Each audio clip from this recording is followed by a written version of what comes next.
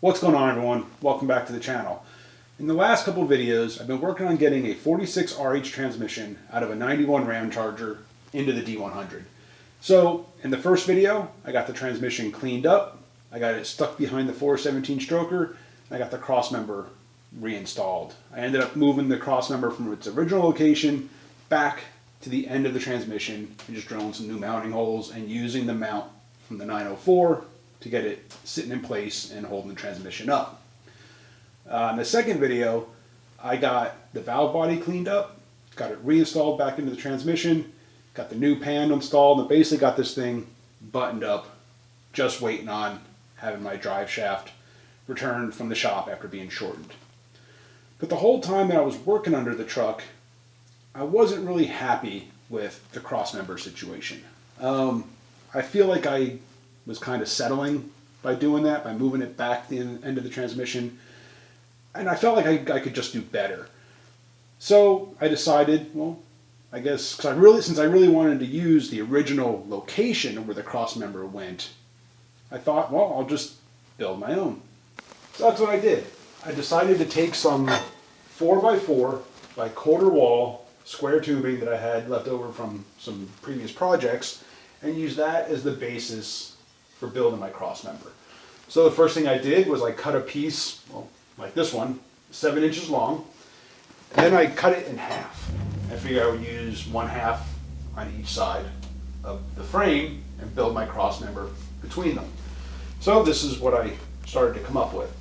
Now, this would have worked fine. I would have had it sit right on top of the frame, inside the frame rail, but have it sit on top. The frame would take the weight, and I could just bolt this through the bottom and the top of the frame. This is 4x4. The inside measurement of my frame is closer to 6 inches. A little over 6 inches, actually. Or maybe right around, something like that. 6 inches. So this one didn't work. So I started thinking, well, I could split this, weld a new piece in between to get the height that I need. But it just started becoming a lot more work than what I really wanted to put into a crossmember. So I decided, why reinvent the wheel? I'll just cut up my existing crossmember.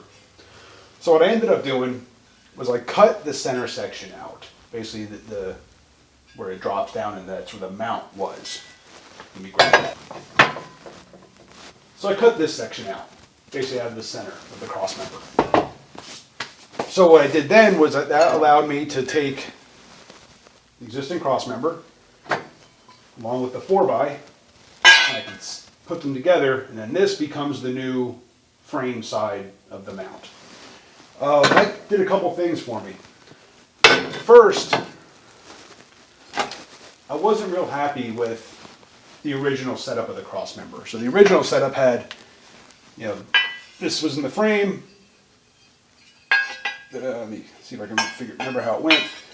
And that was like that. So this angle piece here kind of became a problem when it came to my exhaust. On the passenger side especially, where the header sits higher, I had to bend my exhaust around this angle piece. So I was originally going to try to use the one out of the Ramcharger, at least on the passenger side, just to make it easier for doing exhaust. But with this setup, by being able to reuse the frame side and then have that go there like that, that gives me the support that I need and gets rid of that angle, that gusset, basically, that was there. So on the one side, I got it welded up. So there it is. Drilled the new mounting holes, or drilled mounting holes for the original mount location, and welded it up. So I still got to weld up this side.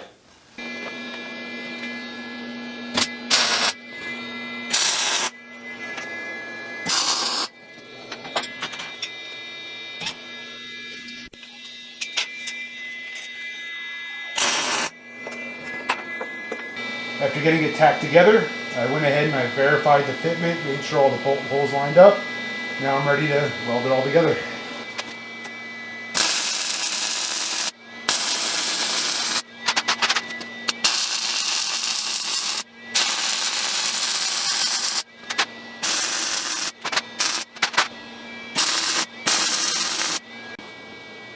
So once I got the frame side of the mounts figured out, I had to figure out the actual mount itself. So I picked this unit up. This is actually a GM mount, but the bolt locations were within 1/4 of an inch where they need to be. So all I did was I just took a die grinder and I widened the hole through this flange closer to the mount, about 1/8 inch on each side, and that bolted right into place. And what that does now is this, it's got 3 mounting holes under here. You can see this one is actually almost within 1/4 of an inch center line with the vehicle, the truck. So what that allowed me to do then was I took another piece from that 4x4 tube and I just cut this piece out here, drilled 2 holes, found where I needed it to mount up, and that'll mount up like that. So now what I had to figure out was connecting it to the frame side mount. So what I ended up doing was I took the original diagonal piece here and I just tacked it on to the end of that center mount. And what that's going to do now is on the frame side, now this will come up somewhere about like that, and that'll give me a way to mount the center section to the frame side and thereby complete the entire cross member. I'll have to add some gussets to it, but I'll look at that once I get it all kind of tacked together. So I got this one tacked on. I still got to weld this one up.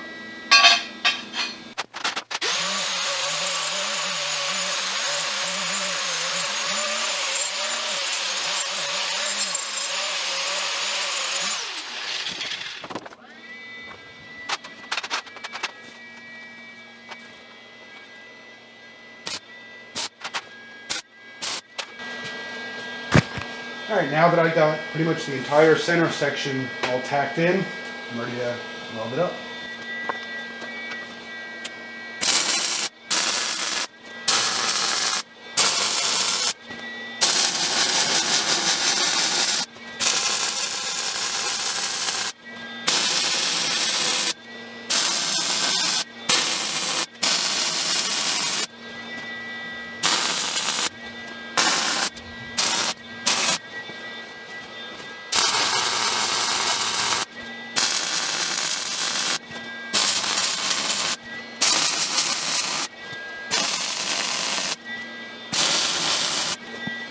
Well, I think I found my audio problem.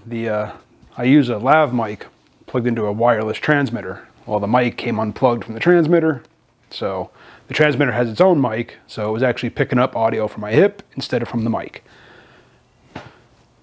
What are you gonna do? So after some welding, some grinding, gave everything a coat of paint and some undercoating, let me show you what it looks like under the truck. Well, there's the completed cross member. So once I got everything kind of tacked together and I slid it all under here and started looking at it, I realized I didn't want to put any gusseting in the center. I wanted to leave the center section as open as possible. That way, you know, makes getting to the transmission easier. If I need to do anything, if I ever decide I want to swap this transmission out, then it gives me some room to kind of keep using this, and I can just modify the center to mount whatever I want in there. It just makes life a little bit easier. So what I did was here, this, like I said, this part here is from the original cross member. And this is like 1/8 inch. And I just added another piece of 1/8 inch here on the top. Just kind of sandwiched it together on both sides. Welded it all together. You can kind of see it kind of comes up here. And it comes up to the front, welds in. And this one actually comes in here. Comes across. It's welded on all 4 sides. Plus I did do a couple of plug welds here, and there's one in from the top also. So I'm not really worried about this going anywhere. And that allowed me to use all my original mounting locations. And then here I got the mount, the rubberized mount actually bolted to the cross member. and this thing's not going anywhere. And I did, when I measured all this out and got it set in place, I measured the output shaft angle and made sure this angle was at the same angle, I guess, like angle as the pinion. So they're within, actually, I believe it's less than half a degree of each other, the same angle there. And as you can see, I got my drive shaft back. So this was done at Dan's Driveline here in Vegas. I don't know how much they had to take out, but I did measure from the center line of the U-joint to center line of the U-joint on the pinion.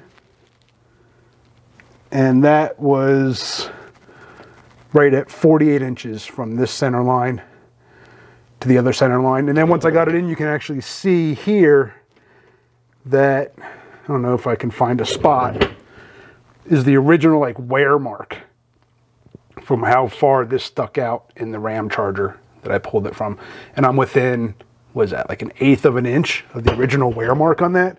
So that should be good to go. So I'm a lot happier with where that crossmember is now than when I had it at the end of the transmission. I just feel like it's more in a more appropriate spot to help support the weight, being further forward where more of the weight is of the transmission. Overall, I just feel like it's in a much better spot. So crossmember's done, drive shaft is back and installed. Now I just got to put the exhaust back in and fill it with fluids and take her for a spin. So that'll all be in the probably the next video. So thanks for watching. Hit that subscribe, hit the bell. I'll catch you on the next one.